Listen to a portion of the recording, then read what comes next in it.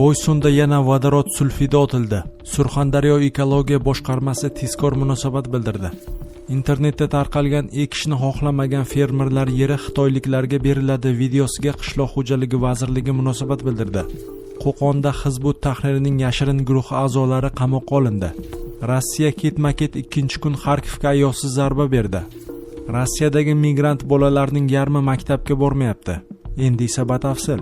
Prostatit, ikkilamchi bepushtlik, tez-tez peshob, tahorat buzilishidan aziyat chekmoqdamisiz? Jinsiy zaiflik yoki yallig'lanish sizni qiynayaptimi? Endi bu muammolarni birinchi haftani o'zidayoq bartaraf etish mumkin. Vulkan erkaklar uchun jinsiy faoliyatni tiklashga, yallig'lanishni yo'qotishga va sog'lig'ingizni yaxshilashga yordam beradi. Batafsil ma'lumot uchun quyidagi raqamlarga qo'ng'iroq qiling. Mahsulot yetkazib berish O'zbekiston bo'yicha bepul. Boysunda yana vodorod sulfidi otildi. Surxondaryo ekologiya boshqarmasi Kofrunda vodorod sulfidi gazi me'yordan oshmaganini ma'lum qildi. Ijtimoiy tarmoqlarda Boysundagi Mustaqillikning 25 yilligi gaz kimyo majmuasiga qarashli 202-sonli quvurda texnik nosozlik sodir bo'lgani haqida xabarlar tarqaldi. Holat yuzasidan Surxondaryo viloyati ekologiya boshqarmasi matbuot xizmati izoh berdi. Ma'lum qilinishicha, ushbu holat bo'yicha mutasaddi idoralar vakillaridan iborat ishchi guruh tuzilgan. O'rganish jarayonida 8-iyun kuni Kofrun MFEda jami 5 ta nuqtada soat 8:00 dan 11:00 gacha turli o'lchov uskunalari orqali atmosfera havosidagi vodorod sulfid gazi miqdori nazorat qilindi. Jumladan avariya sodir bo'lgan quduq atrofida, sharqiy, g'arbiy va shimoliy yo'nalishlarda 1000 metrdan 3000 metrgacha bo'lgan masofalarda hamda Kofrun qishlog'ida olib borilgan o'lchov natijalariga ko'ra, barcha nuqtalarda vodorod sulfid darajasi me'yordan oshmagan deyiladi xabarda. Qo'shimcha qilinishicha, holat yuzasidan ishchi guruh tomonidan atmosfera havosini o'rganish va monitoring qilish ishlari hududda doimiy ravishda olib boriladi. Ekishni xohlamagan, pullarni bajarmagan, g'allani bajarmagan, maqsad pul topshirmagan, soliq to'lamaganlarni shu yerini bilan berishni boshlaymiz. Internetda tarqalgan ekishni xohlamagan fermerlar yeri xitoyliklarga beriladi videosiga Qishloq xo'jaligi vazirligi munosabat bildirdi. Qishloq xo'jaligi vazirligi Urgut tumani hokimining qishloq va suv xo'jaligi masalalari bo'yicha o'rinbosari Zuhriddin Amonovning fermerlarga qarata aytgan ekishni xohlamaganlar yeri xitoyliklarga beriladi mazmunidagi ogohlantiruvga munosabat bildirdi. Unda amaldorning gap so'zlari vazirlik siyosati va prinsiplariga to'g'ri kelmasligi ma'lum qilingan.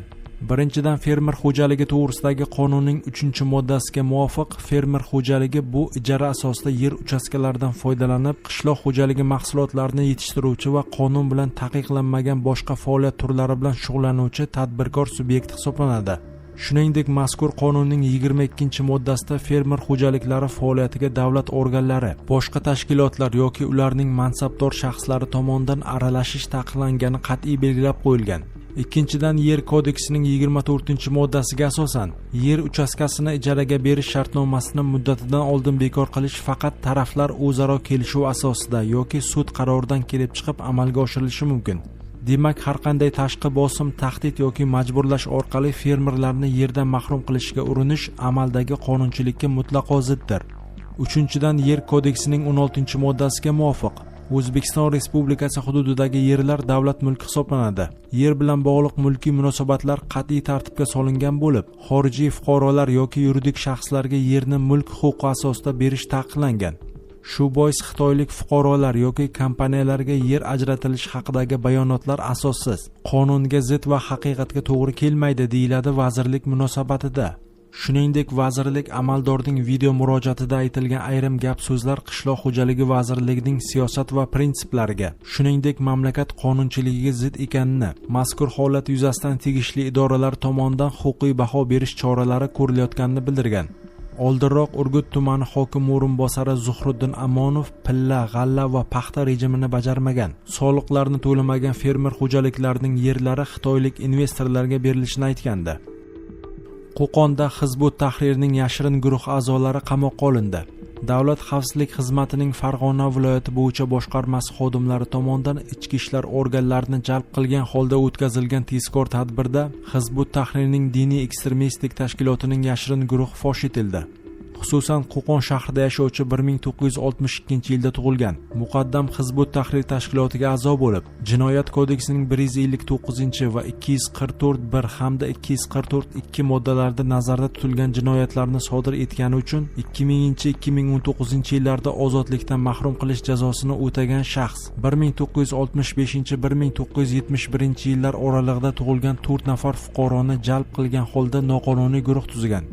2024-2025 yillar davomida Qo'qon shahridagi choyxona va oshxonalarda o'tkazilgan o'zaro yig'inlarda guruh a'zolari Hizbut Tahrir g'oyalarini O'zbekistonga olib kirilishini, ushbu tashkilot tomonidan chop etilgan kitob va jurnallarda ifodalangan aqidaparastlikni, xalifalik davlat qurish g'oyalarini qo'llab-quvvatlab kelgan. Shuningdek, Telegramdagi yopiq kanalga a'zo bo'lib, unda Hizbut Tahrirga tegishli materiallar bilan muntazam tanishib borgan. Hozirda mazkur shaxslarga nisbatan Jinoyat kodeksining 159 va 244(1) hamda 244(2) moddalari bilan jinoyat ishi qo'zg'atilib, qamoq ehtiyot chorasi qo'llandi. Rossiya ketma-ket ikkinchi kun Xarkovga ayovsiz zarba berdi. Rossiya 12-iyunga o'tar kechasi shahid tipidagi hujumchi dronlardan foydalangan holda yana Xarkov shahrini o'qqa tutdi. Shahar meri Yegor Terexovga ko'ra, Rossiya harbiylari bir kechada Xarkovga 12 ta zarba bergan. Dronlardan biri maktab hududiga, ikkinchisi esa bolalar bog'chasi maydonchasiga kelib urilgan. Bundan tashqari Xarkovning Saltovskiy tumanidagi 2 ta turar joy binosi va fitnes markazi ham zarbaga uchragan. Hujum oqibatida kamida 11 kishi, jumladan 4 nafar bola yaralangan. Turar joylar, ta'lim muassasalari, bolalar bog'chalari va infratuzilma obyektlari yonib ketgan. O'nlab mashinalar shikastlangan, maktablar va uylarning oynalari singan, dedi Terexov. Xarkov kecha 11-iyunga o'tar kechasi ham rus harbiylari tomonidan o'qqa tutilganda. Qurolli kuchlar 17 ta shahid dronlari bilan Xarkovning 2 ta tumani, Slobodskiy va Osnavianskiy tumanlariga zarbalar berganda. Hujum oqibatida 3 kishi halok bo'lib, 60 kishi yaralangandi. Rossiyadagi migrant bolalarning yarmi maktabga bormayapti. Rossiyada ota-onasi xorij fuqarolari bo'lgan 638.174 nafar voyaga yetmagan bola bor va ularning yarmi maktablarga bormaydi. Bu haqda kecha 10-iyun kuni Rossiya Davlat Dumasi deputatlarining so'roviga javoban mamlakat ichki ishlar vaziri o'rinbosari Yegor Zubov ma'lum qildi. Ularning aksariyati o'qimaydi degan gap haqiqatga to'g'ri kelmaydi deb o'ylayman. Lekin ehtimol yarmisi qandaydir sabablarga ko'ra bekor yuribdi, deydi Zubov. Shuningdek, u bunday bolalar soni kamayib borayotganini ma'lum qilgan. Zubovning aytishicha, Moskva shahrida 80.282 nafar voyaga yetmagan xorijlik yashaydi. Ularning faqat 25.000 nafari ta'lim olmoqda. Eslatib o'tamiz, joriy yilning apreldan boshlab Rossiyada maktabga qabul qilishdan oldin migrant bolalar rus tili bo'yicha test topshirishlarini boshladi. Imtihon og'zaki va yozma shaklda o'tkaziladi. Faqat 1-sinf o'quvchilari uchun esa faqat og'zaki qism o'tkaziladi. Agar bola testdan o'ta olmasa, o'qishga ruxsat etilmaydi. Imtihonni qayta topshirish faqat 3 oydan keyin